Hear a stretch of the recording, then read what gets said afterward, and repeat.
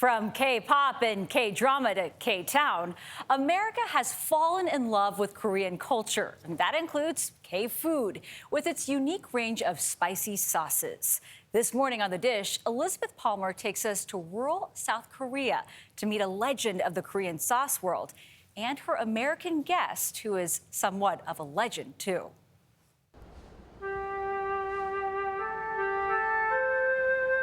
Deep in the countryside, row upon row of handmade clay pots called ongi fill the Ko family's yard, which is also headquarters of the Korean Traditional Food Company.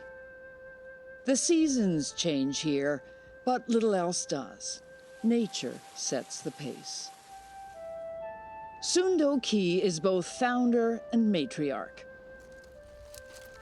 Today she has a guest from Washington, the American chef, Johnny Spero.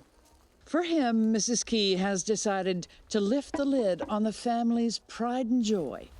Soybeans slowly fermenting with water and bamboo salt. Oh, wow.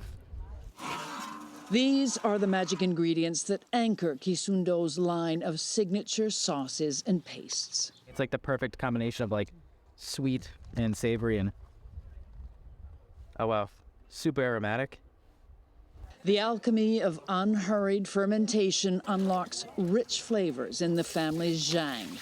That's the catch-all term for those delicious dark soy sauces and earthy bean pastes that give Korean food its range and pizzazz. Soon-do Ki's zhang is some of the very finest, and Spero's here to see how it's made. He's on something of an enforced break after disaster struck last August. His Michelin-starred restaurant, Reverie, burnt down. Does it hurt to think about it now? We lost like literally everything. So books, knives, wine, everything. It was devastating and left him with a stark choice. There's two paths that I could have taken. The negative route that probably would have taken me to a place that I don't know where I would have gone or how I would have come back, or looking at it as an opportunity to really reshape what I want the restaurant to be. Reverie 2.0 is poised to rise from the ashes. One of my investors said, get the restaurant open and then go to therapy. This is therapy of sorts. Exploring Korea, seeing, tasting, and cooking up a storm with the Australian chef Joseph Ligerwood at his Michelin restaurant Yvette in Seoul. It's a time of reflection for a man who, after years of hard work and harder partying, has now started a family and cleaned up his act. Giving up alcohol was a big deal for you. Yeah, I think so, because I've had a lot of people ask how I did it. How did you, Johnny Spero, just stop drinking? Because I had a little bit of a reputation. I had a lot of fun. But do I want to be in my 50s, hanging out at a bar with line cooks, beers and shots, lined up, and just being numb and not feeling anything? The answer was no. Yeah. These days, sober, he's up for anything, including washing the soybean blocks called meju. They're then wrapped in twists of straw and hung to gather organisms from the air to kickstart fermentation. There are no artificial ingredients here, and no shortcuts either. Once the first zhang of the new year is done, the Ko family gathers to offer rice cakes and wine to the god of the clay pots, Chul Yung, and ask him to protect the fermentation. Divine benevolence, a deep respect for tradition, and Soon-do Ki's taste and experience underpin this business, which she founded with her late husband in 1992. Now 74, she's been named Grand Master of Traditional Food Culture by the Korean government. And she's agreed to show me how the chili paste known as gochujang is made. It takes soy, both ground and homemade sauce, plus rice, malt syrup, and chili powder. How did you know how much chili to put in?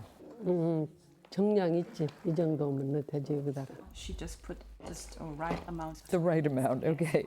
I shouldn't have asked. It's been done like this for 370 years, she tells me, and those are the products we sell today. With one exception. 14 years ago, Grandmaster Ki suddenly went off-piste and added local strawberries to her classic gochujang. It's a big step, right? Because you're messing with tradition here. But it was a hit at home and stateside too, where Johnny Spero got his first taste. We tried it by itself at first, and I think we all just kind of stood there silent because no one knew how to describe it. But the strawberry stuff was like so complex, and it just lingers in like the most pleasant of ways. Spero incorporated it into Reverie's previous menu long before he met its inventor. And today they're collaborating on a fresh batch, on the verge of exciting challenges. For him, a new restaurant. For her, a U.S. sales office, both inspired by their reverence for craftsmanship, family, and fine food. For CBS Saturday Morning, I'm Elizabeth Palmer in Damyang, South Korea. Wow. Beautiful, absolutely beautiful. I mean, you really see the respect that goes into every single little drop of that. I mean, 370 years old for the oldest soy I sauce know, there. and you know, just the right amount. Yeah. No real recipe, just eyeball it. What is, okay, so what are we tasting? So I think what we have here is that strawberry gochujang that Elizabeth was talking about here. And it's supposed to be sweet, which I've never had before. Sweet and spicy? It's very good. Yes. It's just the right amount of spice, if you ask me. It's delicious. That's very good. Oh, it is spicy. It has a kick to it, which is why the cucumber is also supposed to help cool it down. Is that what that's there for? But yeah, it's delicious.